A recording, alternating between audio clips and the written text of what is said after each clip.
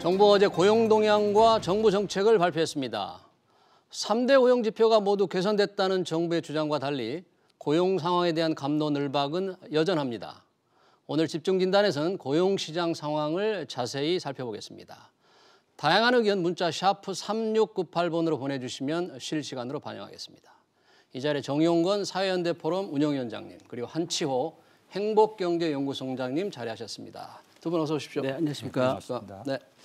정 위원장님, 네. 어제 고용동향 소식이 굉장히 좋게 나와서 정부도 상당히 흥분한 모습이더라고요. 동향이 좀 저 사이에 어떻게 됐습니까? 어저께 발표된 이제 2019년도 고용 동향은 비교적 그동안 2018년도에 우리 고용 쇼크로 인해 가지고 힘들었었는데 상당히 많이 좋게 지표가 나왔습니다. 그래서 국민들한테 좀 새 시작하면서 좀 희망을 주지 않나 이런 판단을 가지고 있고요.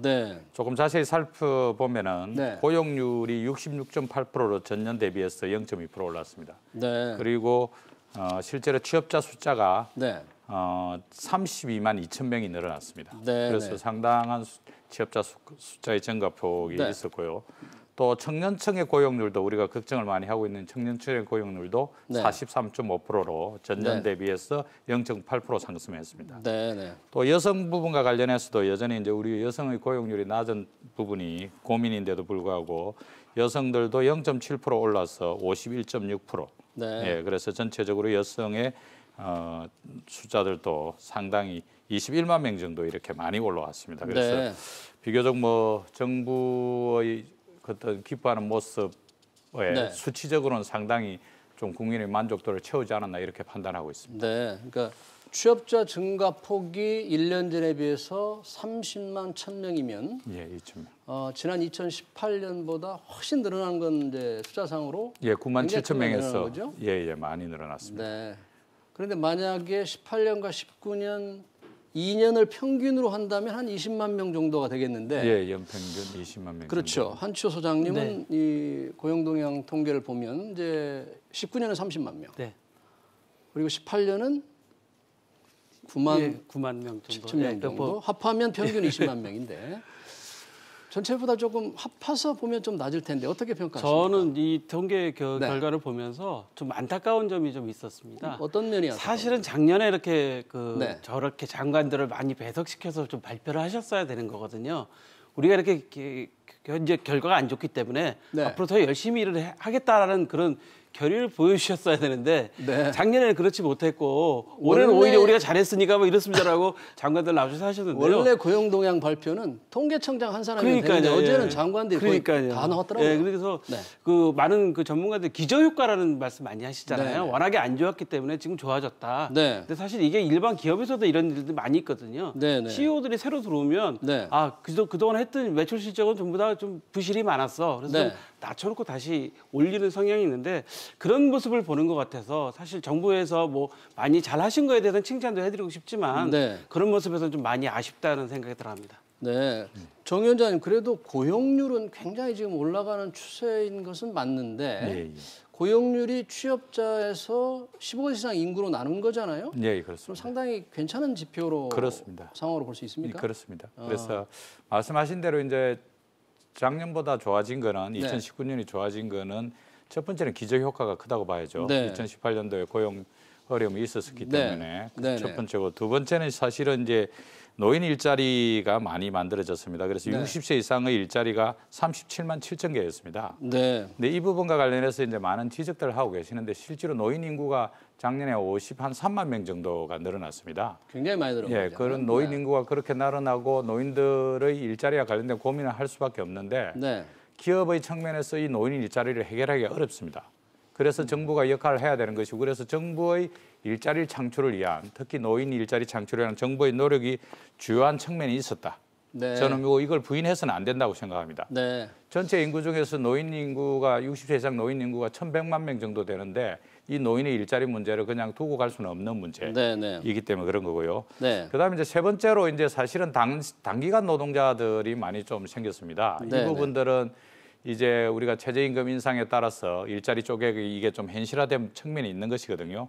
그렇게 봤을 때의 고용의 질과 관련된 정부의 어저께 설명은 좀 안타까움이 있지 않나 저는 이렇게 바라보고 있습니다. 그러니까 숫자는 늘었지만 단기 시간, 그러니까 알바 같은 단기 시간 일자리 늘어나는 부분 이런 네. 부분들에 대해서는 조금 노인 일자리 쪽은 일자리가 늘었고 네. 청년 쪽은 일하는 사람들이 좀 늘은 겁니다. 네. 하나의 일자리를 두고 이거 시간을 나눠가지고 여러 명이 하는 이런 구조로 바뀌어가지고 커피숍이나 편의점이나 이런 데들 그런 식으로 바뀌었기 때문에 좀 엄밀히 분석하면은 청년 쪽의 일자리는 질적으로는 사실은 뭐 네. 고무적이지 그러면 않다. 조금 이제 두 분 다 조금 아쉽다고 하는데 그 호전된 고용 지표에 대해서 정부의 반응이 어땠는지 어제 이제 경제부처 장관 6명이 이례적으로 함께 했잖아요.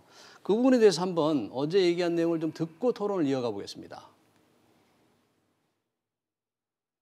지난해에는 일자리 중심 국정 운영의 성과가 가시화되며 고용이 양적, 질적으로 뚜렷한 개선 흐름을 보인 일자리 반등의 해였습니다. 우선 취업자의 증가, 고용률, 실업 등 3대 고용 지표가 모두 개선되면서 양적인 측면에서 V자형 반등에 성공하였습니다. 네, 그런데 지금 정영건 위원장님도 노인 일자리 증가를 말씀하셨는데 한치호 소장님, 사실 노인 일자리라는 게 정부의 돈으로 늘리는 건데 이게 지속 가능하다고 할 수 있겠는지 제가 지금 모르겠습니다. 안타까운 점이 그런 점입니다. 네. 어저께 이분도 인터뷰를 하셨죠. 그 청와대 일자리 수석도 이 황선수 일자리 수석도 인터뷰하신 언론 내용을 보면 뭐 60대 이상 일자리가 늘어난 37만 7천 개 가운데 재정이 투입된 일자리는 최대 14만 개라고 표현을 하셨는데요. 네. 자, 오늘 토론회 오기 전에 제가 사는 동네가 구로구입니다. 네. 그 구로구에서 작년에 냈던 걸 보니까 구로구에서 3,146 어르신들을 모신다는 그 공고가 나왔어요. 네, 어르신들을 채용하겠다. 예. 그런 일자리 만들어드리겠다. 근데 그 서울이 25개 구니까요. 네. 25를 곱하면 이 일자리마다 7만 8천 개입니다. 네. 그래서 재미있는 거는 제가 자료 찾다 보니까 충남 금산군 같은 경우는 인구가 좀 적잖아요. 충남 금산군이요. 금산군. 거기는 1,408명을 모집해요. 그 어르신들을 모집하는 광고가 나왔어요. 네. 그러니까 이게 사실은 14만 개가 아니라 거의 대부분 다 정부 재정을 투입해서 만든 건데 그걸 언제까지 우리가 세금으로 해서 일자리를 해결할 거냐 이 문제에 대해서 정말 우리가 심각하게 고민을 해봐야 될 것 같습니다. 네, 그러니까 사실 지난해 60대 이상이 37만 7천 명이 늘었는데 그렇다고 해서 우리나라가 노인 빈곤율도 굉장히 높은데 정 위원장님은 물론 지속 가능하지 않지만 그렇다고 정부가 손을 놓고 있을 수는 없잖아요. 그렇습니다. 그런 부분에 좀 긍정적인 면도 평가해야 되겠죠? 평가해야 됩니다. 이제 사실은 어저께 경제부처 장관들이 나오셔서 하셨는데 정부의 일자리 관련된 정책은 크게 이제 대통령께서 취임하시면서 일자리위원회를 만드셨습니다. 그래서 일자리 숫자를 여기는 양적인 측면의 기여는 사실은 일자리위원회를 중심으로 했던 것이고요. 이제 우리가 고용지표 조금 있으면 또 이야기해야 되지만 40대 제조업 등등과 관련된 양질의 일자리가 계속 줄어드는 문제와 관련해서는 경제부처 장관님들의 책임이 사실은 큽니다. 기재부, 산자부, 가기정통부. 어제 책임지는 발언은 안 들리던데. 다양한 정부 부처들이 사실은 이 제조업 양질의 40대 일자리를 지켜내기 위한 이런 노력들을 해야 되고 재정을 투입해서 일자리 만드는 것과 관련해서는 일자리위원회를 중심으로 노인 일자리라든지 또는 갑자기 일자리가 필요한 사람들에 대해서 응급적인 조치를 하는 것과 관련해서는 당연히 해야 될 일인데 이런 부분에 대한 입장들을 어저께 내놓지 못했다. 그러니까요. 그래서 사실은 국민들이 느끼는 게 야, 일자리가 32만 개나 늘었는데 도대체 나는 왜 못 느끼지? 그렇죠. 근데 실제로 경제 성장률 1.9%, 2.0% 이것은 국민들이 느끼지 못합니다. 그런데 일자리 문제는 현장에서 다 자기가 당하고 있기도 하고 나는 전혀 그렇지 않는데 왜 이러나 이런 것이 나올 수밖에 없을 정도로 실과 관련된 부분에서 경제부처가 저는 어저께 그 그림을 보면서 분발해야 된다. 분발하겠다 이런 뜻으로 좀 받아들여서 지켜봐야 될 것 같습니다. 지금 그 정영근 위원장이 아주 좋은 말씀을 하셨는데 40대 일자리가 사실 늘지 않은 것을 정부가 좀 분발해야 된다고 그랬는데 왜 이렇게 40대 일자리, 특히 제조업이 많이 줄었는데 왜 이렇게 일자리 이 부분에서 늘리질 못하고 있습니까? 저희가 정말 심각하게 생각해야 되는 문제 중에 하나입니다. 왜냐하면 그 작년 12월 3일 날 중앙일보 기사를 제가 잠깐 보니까 제목이 옆집 아빠 명태래. 대기업 세 곳 중 한 곳은 직원 줄였답니다.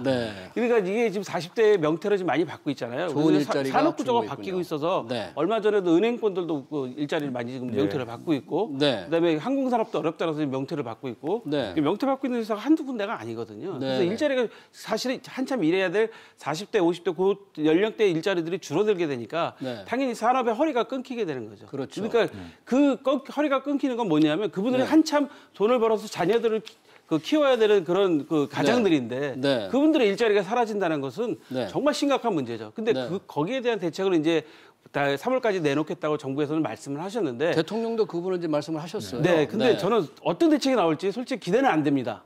왜냐하면 네. 그분들은 이미 일자리가 있으신 분들이에요. 일자리가 없어 본 적이 없으세요, 공무원들은. 공무원들이? 예. 네네. 이 공무원들은 60세까지 정년이 보장됩니다. 그렇죠. 이분들은 그러니까 일자리가 다 없어 본 적이 공무원 하려고 없어요. 그러잖아요, 예, 그러니까 다 정부들이. 공무원 하려고 네. 난리잖아요. 네네. 그렇기 때문에 저는 실제 현장 얘기를 뭐 전수조사를 하신다고 하는데 네. 실제 현장 얘기를 좀 들으셨으면 좋겠다. 네. 그게 제일 중요한 것 같습니다. 네네. 정 위원장님은 어떻게 그러면 40대 일자리 지금 심각한 문제를 해결해야 되는지 상황을 어떻게 보는지. 뭐 저희들이 이제 CNBS에서 수차례 토론하면서 네. 사실은 이제 40대 일자리 문제를 어떻게 할 것이냐, 그것이 정부의 영역이냐, 민간의 영역이냐 했을 때 40대 일자리에 정부가 개입할 여지가 있는가? 사실은 별로 없습니다. 그 기업들한테 제조업들 양질의 일자리를 만든 그 기업들한테 고용 보조금 얼마 주는 것으로 또 3월 달에 정부 대책이 나와서는 안 된다. 네네. 결국은 해외로 나갔던 뭐 예를 들어 LG전자가 한국에서 휴대폰 사업을 접고 베트남을 갔던 이런 공장들이 다시 돌아오게끔 만드는 거. 이런 역할들을 기업의 애로가 무엇인지 정부 부처가 듣고 산자부가 듣고 가기부가 듣고 이렇게 스킨십을 통해 가지고 돌아오게끔 만드는 것이 하나라도 있어야지 그것이 진정한 대책이지. 단기적으로 지표의 변화를 주기 위해서 보조금을 일부 준다 해서 이거는 40대 제조업에서는 먹히지 않습니다. 구조적인 문제를 또 어떻게 해결하시고 앞서 말씀하신 대로 금융권은 정년이 60세로 늘었는데 55세 되면은 전부 희망퇴직 해버립니다. 네, 뒷선으로 물러나는 거죠. 또 제조업은 사실은 우리가 돌이켜 보면은 한 30년 전에 86년, 87년, 88년 그때 삼저 호황이라 해가지고 인원을 대대적으로 뽑았습니다. 그렇습니다. 그런데 그 인원들이 이제 나갈 때가 된 겁니다. 예를 들어서 현대자동차 기준으로 하면 1년에 2,000명씩 정년퇴직을 합니다. 2,000명씩? 예. 그럼 뭐 현대중공업도 마찬가지고 조선업도 마찬가지고 뭐 철강업도 마찬가지고 이런 이 우리나라의 그 근간이 됐던 제조업의 중심축에서의 고용들이 계속 정년퇴직으로 날아가고 있고 신규 일자리, 청년 일자리는 안 만들어지고 있다. 이 부분은 어떻게 풀 것인가? 사실은 기업 입장에서는 이익도 내야 되고 미래가 불확실하니까는 신규 채용을 안 하고 있는 것이죠. 그 고민을 좀 정부가 같이 들어보면서 토대를 어떻게 막을 것인가 관련된 이런 노력들을 올해는 정말 앞에 그 나왔던 장관님들이 자리에 계시지 말고 현장에 총출동하셔야 뛰어다니면서 지금 정영균 위원장님께서 아주 중요한 말씀을 하셨는데 사실 40대 일자리 창출에 정부가 할 일이 이렇게 많지는 않다. 대충 일자리 한 95%가 민간이 창출한다고 그러거든요. 그러니까 민간에서 일자리를 많이 만들 수 있게 정부가 더 노력을 해야 되는데 어떤 부분이 좀 지금으로서 그러니까 저는 정부에 계신 분들이 계속 개입을 하시면 안 된다고 생각해요. 자꾸만 규제를 한다든가 개입을 한다든가 정책으로 뭘 만들려고 하시면 오히려 기업들은 참여하지 않습니다. 기업들은 간섭받는 걸 싫어하는 게 특징이잖아요. 규제를 피해서 또 외국으로 나갑니다. 그렇죠. 그렇기 때문에 저는 기업들이 우리나라에서 일을 좀 사업을 좀 많이 펼칠 수 있도록 많은 기회를 좀 만들어 드려야 될 것 같아요. 거기다 제일 중요한 건 뭐냐면 사실은 지금 산업 구조가 바뀌고 있잖아요. 그렇죠. 이미 스마트 팩토리다 하면 이미 거기 우리가 느낌에 벌써 자동화를 넘어서 무인화로 가고 있는 그런 시대가 되기 때문에 일자리가 없어진단 말이죠. 그러면 제조업도 그런 거고요. 그래서 저는 여기서 좀 우리 정치권이나 우리 정부도 생각해야 되는 게 우리 서비스 산업 발전 기본법인가 그거 아직 통과 못 시키고 있잖아요. 그 부분에 대해서 정말 해야 될 것 같아요. 우리 이번 이 통계를 보면 서비스 산업은 일자리 많이 늘어났습니다. 이 고용동 발표를 보면 많이 늘어나는 걸로 돼 있어요. 많이 늘어났습니다. 보건 어차피 보건 의료 인력은 많이 모자른다는 게 지금 현재 보건복지부의 추세예요. 그렇다면 그런 법을 빨리 정비해서 빨리 합의해서 만들어서 일자리를 만들어 수 있는 폭을 넓혀야 되는데 각자 자신들의 이익 때문에 지금 하지 않고 계시단 말이죠. 이게 문제라는 거죠.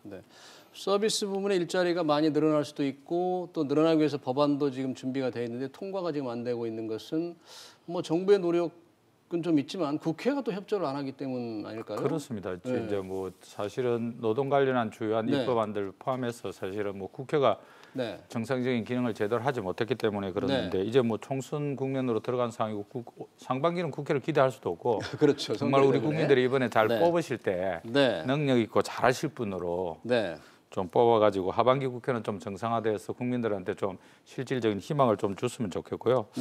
이제 또 일자리 측면에서 이렇게 보면은 우리가 이제 논란이 많았던 52시간 문제도 사실은 일자리 관련해서 여러 가지 측면을 냈지만 예술, 스포츠, 여가 관련 서비스업에서는 상당히 대폭적으로 늘어났다. 실제로 이 부분들. 여가 예술 스포츠 쪽에서 일자리가 많이 늘었다. 5만 명 정도의 일자리가 신규로 늘어나고 있고. 52시간제에 따른 여유 시간이 늘면서 여유 시간이 늘면서 이제 워라밸을 즐긴 사람들 근로자들이 늘어나면서 시간에 실제로 11.3% 정도 늘었기 때문에 이쪽 부분들도 조금 주목해야 될 그런 상황인 것 같습니다. 네. 사실 40대 일자리에 시급한 문제는 정부가 대책을 내는다고 하니까 좀 뭐 기다려봐야 될 것 같은데 지금 청년층 일자리 시가 심각한 거예요. 전체 일자리가 많이 늘어났지만 청년들의 실질적인 체감 실업률은 뭐 20%를 넘지 않습니까? 엄청 넘죠. 청년들이 전부 노량진으로 달려가고 있지 않습니까? 지금 이게 문제가 얼마 전에 그 사회적으로 우리 유튜버가 문제가 됐던 적 있죠. 용접공, 호주 용접공이나 가야 된다 뭐 이런 거에서 지금 사회적으로 문제가 되고 있는데 이게 바로 사회적 인식의 문제점 때문에 이런 것 같아요. 그래서 안정적인 일자리, 그냥 정년까지 갈 수 있는 일자리를 젊은 사람들이 찾다 보니까 결국 갈 수 있는 데가 공직뿐이 없다는 거죠. 그런 일들이 생기는 것 자체가 왜 생기냐 생각해 보면 우리 사회적인 그 인식 자체가 너무 큰 것 같습니다. 그래서 저는 그런 부분들도 사실 장기적으로 좀 대책을 좀 세워야 되지 않느냐. 청년 일자리에 당장 뭘 해준다는 것보다는 좀 10년, 20년으로 보고, 왜냐하면 인구도 변하고 있기 때문에 인구 구조가 지금 막 변하고 있습니다. 제가 대학에서 지금 그 겸임교수 학생들 가르치고 있지만 학생 수가 확 줄고 있어요. 그걸 체감하고 있습니다. 그렇다면 정부가 그것까지 같이 해서 20대 청년들을 위한 일자리도 같이 마련, 그 대책을 세워줘야 되는데 당장이 성과나기만 급급하다 보니까 20대 청년들은 당연히 갈 수밖에 없죠. 제 인척도 얼마 전에 그 공무원 붙었다고 연락이 왔더라고요. 40살인데요. 40살인데요. 아, 40살. 대기업에 다니다 혹시 시험을 봤어요? 아니, 학원 강사했어요. 학원 강사를 학원 강사가 지금 공무원 하겠다고 공무원 시험 합격했다고 연락이 왔더라고요. 아, 그래요? 지금 시대가 이런 시대입니다. 그래서 우리나라를 공무원 공학이라고 그럽니다. 너나도 취준생 10명 중 3명이 공시족입니다. 공시족이라고. 네, 그럼 그걸 어떻게 해결할 수 있겠습니까, 이 국가가? 그래서 이제 뭐 가장 중요한 부분이고 사실은 청년의 일자리를 만들어내냐는 못 만들어내냐는 대한민국 미래가 걸려 있는 부분들입니다. 그래서 적극적으로 개입해야 되는데 저희가 이제 뭐 전년도에 청년 취업자가 4만 1,000명 정도 증가했다고 보는데 단시간 근로자가 증가했기 때문에 실질적으로 이걸 질적으로 좋다고 보기는 어렵죠.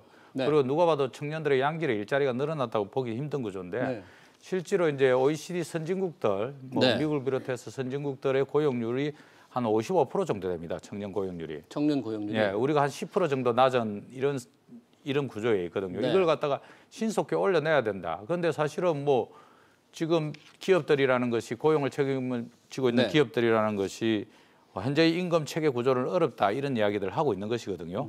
그래서 사실은 그 경제부총리께서 정년 연장 카드를 갖다가 인구가 줄어서 생산 가능 인구가 줄어서 꺼내 들다가 정년 연장이라 하면 지금 위원장이 말씀하시는 것은 60세에서 더 늘리는 걸 말씀하시는 건가요? 더 늘리는 거죠. 그 카드를 들었다가 이게 아무래도 이 청년 고용에 지장을 미칠 것 같으니까 결국 그 카드를 갖다가 제대로 이제 뭐 하지 못하고 발표만 하고 마음 지었는데요. 상당히 폭발력 있는. 현재로서는 사실은 현재의 임금 연공급 구조로서는 지금 현재 60대에 가까운 연봉, 양질 일자리 1억 가까운 연봉을 주면서 또 청년을 채용하기 어렵다는 기업들의 고민도 솔직히 들어봐야 될 것 같습니다. 저도 노동계 출신이지만. 그래서 이제 뭐 노동부도 이야기했던 직무급제.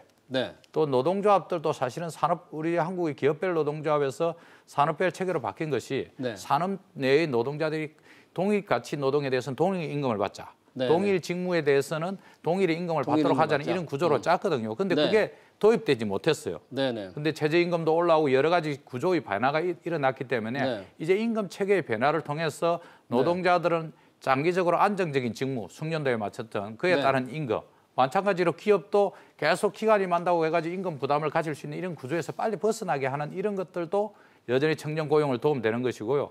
청년의 미래와 관련해서 사실은 기업가 정말 어렵더라도 정부가 나서야 됩니다. 정부가 나설 수 있는 공간이 어떤 부분이 정부가 있을까요? 이제 뭐 지원하고 있는 것이 현재 중소기업들에 대해서는 청년 고용, 뭐 장려금 이런 보조금을 지원하고 있는 이런 구조인데요.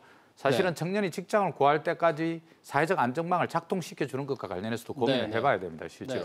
그리고 또 대학가의 산학 연결을 갖다가 할 수 있는 구조. 우리는 네. 전혀 단절돼 있지 않습니까? 그렇죠. 대학 졸업와서 사실 회사에 들어가지고 네. 학교 때 배운 기술을 쓰는 사람이 거의 없어요. 네. 그나마 이공계는 요즘 기업이 좀 다시 재교육을 시켜야 됩니다. 이런 구조인데 이 산학협력을 연계하는 이런 것들을 갖다 참참히 짜서 구조를 바꿔놓으면은 네. 사실은 어느새 청년 고용들이 기업들이 우리나라 청년들을 갖다 훨씬 더 좀 많이 쓰게 된다. 이런 판단을 가지고 있습니다. 네, 그러면 우리 정용건 지금 위원장님께서 그런 문제를 얘기하셨는데 우리 한 소장님은 이 젊은 층의 취업 확대를 다 공시족이 지금 된다고 그랬는데 그렇죠. 공무원이 된다고 했는데 민간 기업이 취업 뽑으려면 아까 말씀하신 대로 임금 구조를 좀 바꿔야 되는 거 아니냐. 저는 임금 구조도 바꿔야 되고요. 우리 노동 문화도 좀 바꿔야 된다고 생각해요. 무슨 뜻인가요? 그다음에 기업의 경영 문화도 바꿔야 되는 네. 게 사실 요즘 젊은 사람들은 네. 우리 때하고 저도 이제 50대지만 저희 네. 때하고는 살아가는 방식 자체가 틀립니다. 네. 왜냐하면 공부했던 방식도 틀리고 네. 저희는 학교에서 칠판에서 선생님 쓰셨으면 네. 지금 전부 전자칠판이고 네. 선생님이 PPT로 강의를 하신단 말이에요. 근데 그런 시대가 바뀌었으면 이 젊은 세대가 받아들일 수 있을 만한 일자리를 만들어주고 그거에 대한 그 노사 문화나 뭐 노동 문화나 네. 기업 경영 문화가 돼야 되는데 그렇지 못하다는 거죠. 제가 오기에서 어떤 통계를 봤더니 네. 그 기업에 입사를 한 사람 중에 5명 중에 한 사람은 또 퇴사를 한다고 그래요. 바로 1년 이내로. 5명 중에 한 명, 20%가 네, 1년에 퇴사를 한다고 그래요. 실제로 제가 대기업 분들 만나보면 네. 고민들이 많습니다. 네, 네. 왜냐하면 퇴사율이 너무 높아요. 네. 높다 보니까 이렇게 힘들게 취업을 했는데 왜 이렇게 빨리 퇴사를 하게 되느냐. 그 원인을 네. 찾다 보면 이분들이 만족하지 못한다는 그런 게 생기는 거거든요. 네, 네. 그렇다면 20대 젊은 청년들을 위해서 우리 사회 자체가 네. 이제는 좀 문화를 좀 바꿔줘야 되는 좀 체제로 가야 된다. 네. 그래야지 그분들도 안정적으로 우리나라에서 일할 수 있는 자리를 찾을 것이고 네. 또 한 가지는요. 네, 네. 정부가 좀 기업들이 좀 자유스럽게 좀 일할 수 있게 좀 많이 좀 풀어줬으면 좋겠어요. 자유스럽게 일한다는 것은 임금이란지 노동 관련 그것뿐만 제도를 아니라 좀 사업 탄력적으로 운영한다? 투자에서도 네. 뭐든지 좀 이렇게 해줬으면 좋겠다는 거죠. 왜냐하면 지금 기업들이요. 네. 그 제일 두려워하는 게 뭐냐? 무슨 일을 하려고 그러다 야 이거 우리 특혜 받는 거 아니야? 나중에 또 다음 정권에서 문제되는 거 아니야? 이런 것들이 상당히 지금 커요. 네. 제가 대기업 분들을 오늘 점심에도 만나고 왔는데 네. 그런 걱정들을 좀 사실 많이 합니다. 이 정부에서 잘 보였다가 혹시 정권이 바뀌면 또 문제될 수 있지 않을까? 뭐 이런 것들이 네. 상당히 큽니다. 우리나라는 이게 계속 반복되고 있기 때문에 네. 기업들이 어떻게 해도 과감하게 투자를 못합니다. 이런 부분들에 대해서 저희가 정말 심각하게 좀 고려를 좀 해봐야 될 것 같습니다. 정건 위원장님은 지금 우리 한 소장님 말씀에 대해서 어떻게 생각하십니까? 기업들이 과연 뭐 그런 정치적 풍향계 때문에 좀 그렇다, 투자하기 어렵다? 이제 뭐 좀 사실은 이 네. 정경유착의 문제와 관련해서 네. 계속적으로 문제가 되고 그것이 또 이제 사법적 판단을 들어가고 네. 이런 것들이 이제 기업의 여러 네. 가지 활동, 네. 투자 이런 데도 영향을 미치는 이런 부분들과 관련해서는 뭐 단호히 선을 그어야 된다고 네. 생각하고 있고요. 저는 네. 뭐 그런 부분과 관련해서 문재인 정부는 뭐 기업에 대해서 뭘 요구하거나 이러지는 않는 것 같다. 네. 근데 이제 여전히 좀 아쉬운 부분은 믿고 투자할 수 있도록 하는 정부인과 관련해서의 부분에서 네. 약간 부족함이 좀 있는 것 같습니다. 네. 그런 부분과 관련해서 좀 정부가 역할을 해야 되는데 뭐 네. 기업의 어떤 활동과 관련해서 또는 기업한테 뭔가를 요구하는 이런 것과 관련해서는 저는 뭐 문재인 정부가 그렇게는 하지 않는 것으로 알고 있습니다. 그 요즘에 특히 이제 우리 고용 동향 관련해서 구직을 포기한 사람들이 굉장히 많아요. 네. 사실 40대 일자리도 줄고 네. 있지만 60세 이상 인구는 취업이 늘지만 구직을 포기한 사람들이 많은데 이것도 심각한 사회 문제입니다. 제가 오늘 예. 점심 먹으면서 그 얘기 마침 또 들었습니다. 네, 어떤 문제인가요? 그 모 그룹에 이제 해체된 모 그룹에 근무하던 직원인데 네. 자기들이 같이 근무하던 직원들이 네. 다 그냥 놀고 있다는 거예요. 그분들이 네. 다 이제 50대 되신 분들인데 네. 다 놀고 있다는 거예요. 그래서 왜 노냐 물어봤더니 그 무슨 사업을 하면 망하니까 이 집 하나라도 지켜야 된다. 그래서 부인들이 절대 나가서 무슨 일 하지 말라고 아주 그 뜯어 말린답니다. 근데 새로운 그분들이 사업을 하면 망할 수도 망할 수 있으니까 있다. 그래서 있는 돈이라도 지키자. 네, 지켜자. 그런데 얘기를 들어보면 그분들이 다 스카이 출신의 그 우수한 인재들이라는 거죠. 근데 나이가 스카이 출신들이라도 나이가 50대 넘으면 기업들이 채용을 안 해요. 그렇죠. 네. 기업에서는 채용할 이유가 없죠. 예. 그 임금이 상당히 부담이 네, 되니까 그렇게 되다 어렵겠죠? 보니까 네. 그렇게 해서 구직 활동을 포기하신 분이 정말 많은 거죠. 네, 그러니까 전직, 이직 네. 활동이라든지 새로운 잡을 잡아야 잡을 활동을 안 하시는 거죠. 아. 그런 분들이 정말 제 주변에도 제가 많이 보고 있는 현상이거든요. 네. 그렇기 때문에 지금 구직 활동 포기하신 분들이 그런 이유 때문에 늘어난 것 같습니다. 정은근 위원장님, 네. 지금 이제 구직 활동을 포기한 분도 많고 예.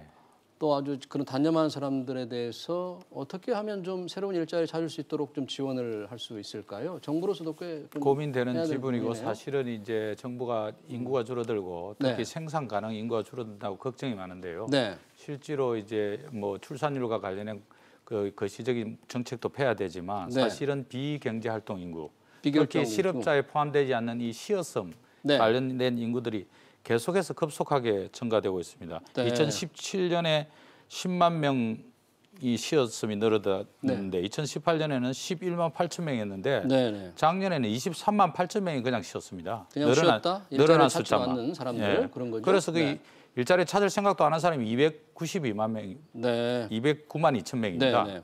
그래서 이게 증가율로 빠져도 거의 뭐 급속하게 12.8%로 이렇게 아까 말씀하신 대로 그런 것들이 현실에다고 있는 이런 부분인데 그럼 이분들이 자기 돈 투자해가지고 사업하기 곤란하니까 쉬고 있는 것이죠. 결국 어떤 역할을 할 것인가? 결국은 구직 활동을 하게끔 직무 교육을 시켜야 된다. 직무 교육. 예. 저도 이제 그 희망퇴직하고 나와가지고 실업급여 받으러 갔더니 학원에서 이제 사설 학원에서 와가지고 이거 주면서 교육받으러 오라는 거예요. 근데 이제 그분들은 나름대로 노력을 하겠지만 사실은 체계적인 교육으로는 잡혀지지 않고 그런 정부의 비용들이 사실은 그냥 사설 학원을 통해서 흘러가고 제가 취업하는 것과 관련해서는 전혀 별로 도움이 안 될 것 같더라 실업된 사람들이. 그래서 직무 교육 이것을 갖다가 노동자들의 숙련도도 높이고 그러면서 기업의 생산성도 올라가는데도 불구하고 여전히 이것은 그냥 민간 사설 학원의 영역에 두고 있는 문제. 이것과 관련해서 올 한해는 정부가 직무고용을 책임 있게 좀 해보자. 당장에 뭐 퇴직한 사람들이 준비해서 새로운 데 갈 수 있는 것과 관련된 이런 것들을 체계적으로 안정적으로 이렇게 하면은 좀 뭔가 희망이 보이구나. 이런 것들과 관련된 고민을 하고 그런 데서 찾아야지. 자꾸 생산 가능 인구가 주는데 어떡하지. 이렇게 해서 뭐 정년 연장 하면 뭡니까 기업이 더 뽑을 생각을 안 하는데요. 그렇죠. 금융기관들 같은 경우 어려우니까. 저도 마찬가지인데 정년을 60세로 넣었는데 저는 55세에 나왔습니다. 그게 안 나갈 수 없는 그런 구조가 잡혀져 있는 것인데요. 그러면은 뭔가를 일을 할 수 있도록 직무를 갖다 바꿔주는 이런 노력들이 있는데 그런 노력은 현재로서는 상당히 부족하다. 알겠습니다. 그러면 이제 중요한 그 40대 일자리 아까 저희들이 얘기를 했는데 3월에 이제 40대 맞춤형 일자리 대책을 정부가 발표한다 그래요. 꼭 들어갔으면 하는 내용을 한두 가지씩만 좀 말씀해 주시기 바랍니다. 저는 소장님부터. 장기적인 대안으로 산업 구조가 좀 바뀌잖아요. 그렇게 되면 우리 농촌도 새로운 대안이 될 수 있거든요. 사실 그래서 그분들이 할 수 있는 일자리를 농촌 사업도 좀 농어촌 사업도 이렇게 개발한다든가 지금 우리 위원장이 말씀하신 것처럼 그런 부분에 필요한 재교육들 그러니까 직업교육이 제대로 된 직업교육이 꼭 필요한 거고요. 직업교육. 그다음에 저 한 가지는 연금 개혁이 좀 필요할 것 같아요. 연금 개혁. 약간 뜬금없는 소리처럼 들리실 수 있겠는데 그러네요. 연금 개혁을 해야지 사회 구조가 바뀝니다. 어떻게 개혁한다는 그래서 짧게 말씀. 뭐 인구 구조도 바뀌고 하기 때문에 지금 공무원연금, 군인연금, 교원연금에 저희가 그 재정을 많이 투입하고 있잖아요. 그래서 그런 부분들이 있기 때문에 연금 개혁도 같이 따라가야지 그 정년 연장도 따라갈 수 있는 부분이 있기 때문에 정부 그 폭발적인 이슈 다룰 수 있을지 모르겠습니다. 그러니까 약간 욕을 먹더라도 이렇게 과감하게 해야 된다. 좀 이 얘기를 좀 하고 싶습니다. 정영건 위원장님도 한 말씀. 저는 이제 아까 뭐 저 직무교육 그다음에 청년고용과 관련된 이야기했지만 정부가 3월달에 발표할 것을 서둘러서 발표에 집중하지 말고 저는 사실은 기업가의 스킨십을 강화시키는 거. 기업가와 스킨십. 뭐 그렇게 바쁘다는 작년에 트럼프 대통령이 롯데케미칼 루이지니아 공장에 온다니까 35분 불러서 신동빈 회장 35분 동안 만났는데요. 결국 그렇게 해서 미국 일자리가 만들어진 거 아닙니까? 결국 우리가 그런 스킨십을 통해서 기업이 돌아오게끔 끊임없이 노력하는 거. 대통령도 일자리 하나만 만들면 어떻게든 찾아가서 업어주겠다고 이야기했으니까 대통령이 일일이 가서 업어줄 수도 없은 것이니까 주무장가들께서 실제로 만나서 애로가 무엇이고 다시 되돌아가는데 뭘 해주시면 좋을 것이고 그런 것과 관련된 가감한 지원을 해야 됩니다. 우리나라뿐만 아니고 정말 미국도 일자리 하나 만들기 위해서 주별로 국가가 정말 혼신의 힘을 기울이고 있는 것이 현실입니다. 알겠습니다. 오늘 여기까지 듣겠습니다. 정영건 위원장님 그리고 우리 한치호 소장님 고맙습니다. 감사합니다.